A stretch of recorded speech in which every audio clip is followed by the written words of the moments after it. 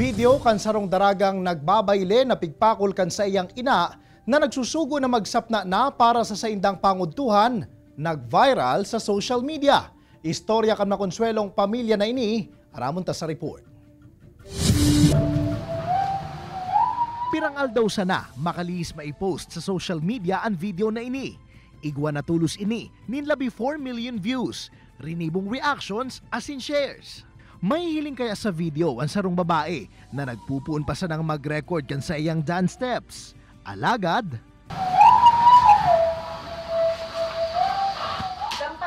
pakol nin paha ang inabot sa iyang ina.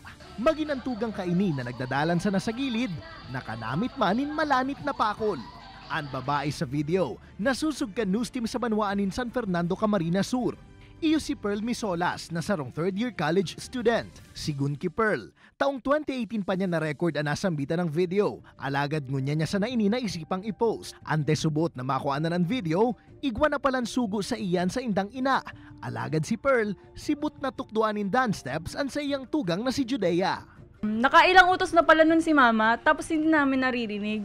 Sabi niya, magsarap na anak mo, anong oras na, arrogant. Tapos po, ito, naririnig niya pala, hindi niya sinasabi sa akin kasi focus po ako sa pagsayaw.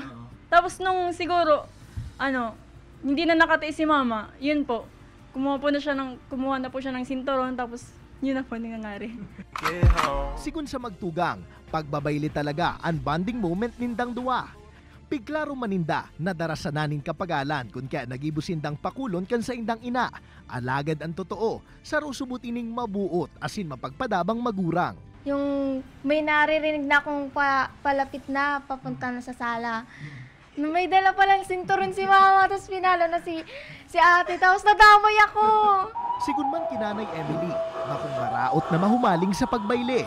Alagad, payo ko lang, disiplinahin lang nila ang kanilang sarili. Bigyan ng tamang oras, kung ano ang oras ng tamang pagsayaw, ang pagpractice nila at ang pagtulong nila sa mga gawaing bahay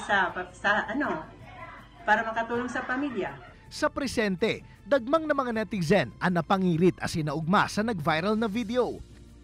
Pangapudan man ni Pearl, punduhan na ang pambabasya sa inda, asin da ipagseryosohon ang nangyari sa video. Imbes, good vibes sana. Kaibanan si Jovel Obiso, Jessie Cruzat, Balitang Bicolandia.